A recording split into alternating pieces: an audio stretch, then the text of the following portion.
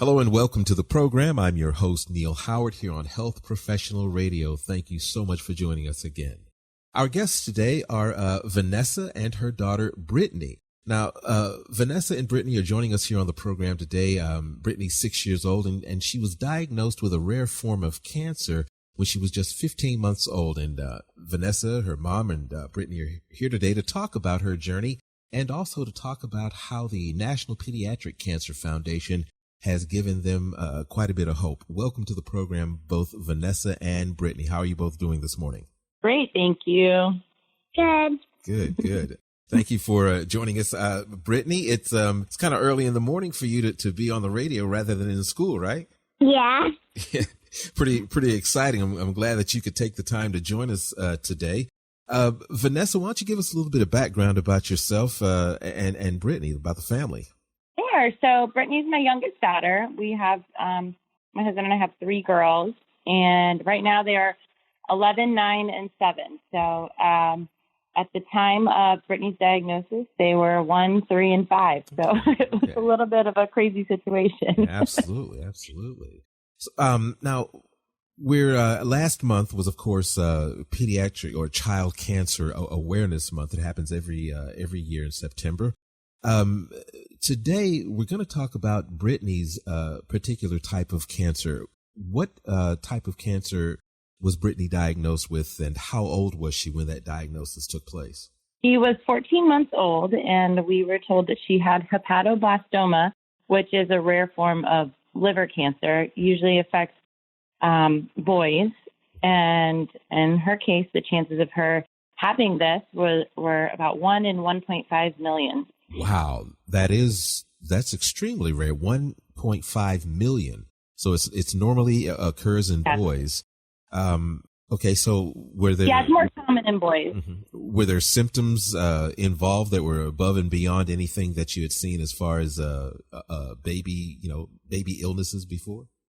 Not necessarily. She, as I mentioned, her sisters were 3 and 5, so they were both in school bringing home germs, and she just would get a cold here and there. She had, a lot of respiratory problems, but nothing extreme. And it was one particular cold that we just couldn't get to go away.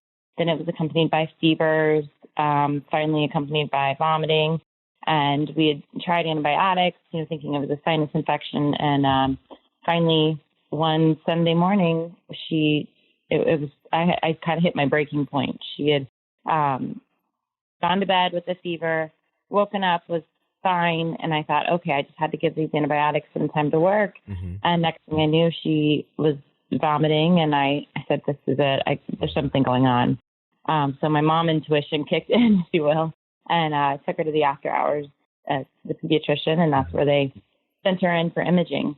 So they sent her in for imaging, like an X-ray or an MRI? Yes. They said that they wanted to have pictures of her abdomen, and then the pediatrician that did the exam called me later and said that she had felt something in her abdomen just felt off to her, and she was actually thinking that we would come back with a leukemia diagnosis. Wow. So she was surprised to hear that it was liver. Of course, being in the pediatrician's office and just after hours, she didn't want to make that call. So that's why she sent us over to the emergency room. So the diagnosis is made, and you're stunned, to say the least. What happened immediately after the diagnosis? That was probably the hardest part. Right after the diagnosis, the hospital that we were at hadn't seen one of these cases in over a decade. As I mentioned, it's so rare. There's about 150 nationwide each year. So once we kind of came to terms with what was happening, my husband and I we exhausted all our avenues to research the best doctor that we could find. We were prepared to move anywhere we needed to move to see if there was a specialist on this particular cancer. So that took a lot of our time. We spent a lot of time coming to terms with a roadmap of her treatment. The drugs that are used to treat the kids are really old and really scary. And, you're, as a parent, you're given a list of side effects that are terrifying to read, terrifying to look at. And so we had to read through these side effects and then sign our consent for this treatment. And when you're looking at a paper that says your child may not make it through this, and one of these side effects of these drugs is death, it's like, how in the world am I supposed to sign this? How am I supposed to give my consent for this? So those two things were the biggest challenges, finding a doctor that was a specialist and coming to terms with the fact that we had to give our baby these drugs. Wow. So obviously she pulled through and she's doing well right now. Have you been in contact or has anyone reached out to you, another little girl or, so rare in women? Have you come across anyone in a similar situation to lend or receive any support in that area?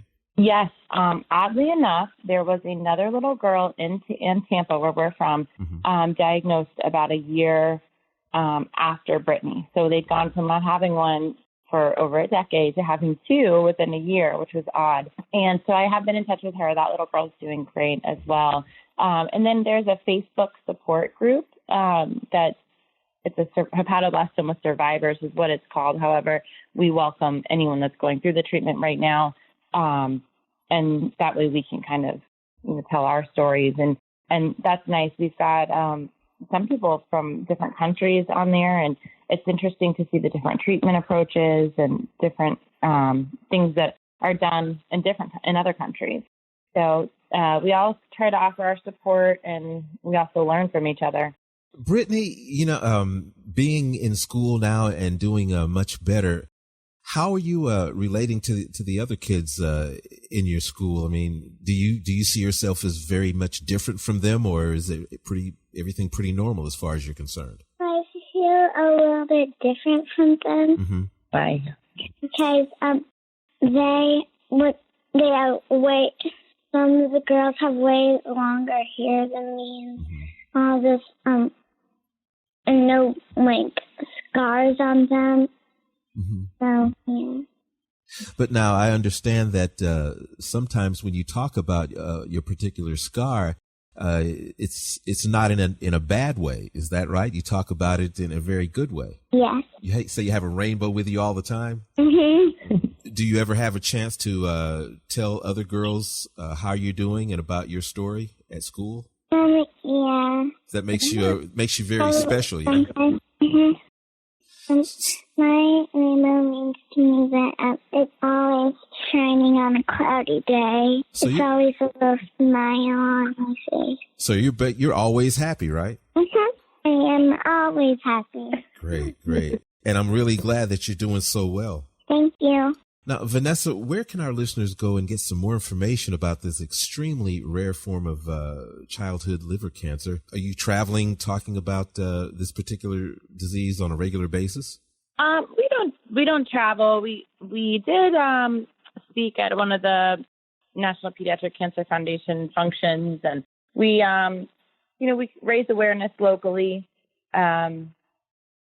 through local businesses and things like that. My oldest daughter, when she was just 10, had a school-wide fundraiser and awareness day where she raised over $10,000 for NPCF. So it was great. We definitely do our best to be out there in the community and be involved. Just recently, we ran a 5K that the NPCF put on, and we call it Team Biddy. That's our team name, and we had over 85 runners out there representing Team Biddy. So yeah, we do our best to be present in the local community. Well, I thank you, Vanessa, and you too, Brittany, for coming in and speaking with us this morning. It's been a pleasure. Wonderful. Thank you both. Thank you. Yes. Thank you. All right. You've been listening to Health Professional Radio. I'm your host, Neil Howard. Transcripts and audio of this program are available at hpr.fm and healthprofessionalradio.com.au. You can subscribe to this podcast on iTunes, listen in, and download it SoundCloud. And be sure and visit our affiliates page at hpr.fm and healthprofessionalradio.com.au. Thank you for listening to Health Professional Radio. We're very proud to be an independent broadcaster providing our content free of charge to you, the listener. One of the ways that we're able to remain free and independent is by having people like you become patrons.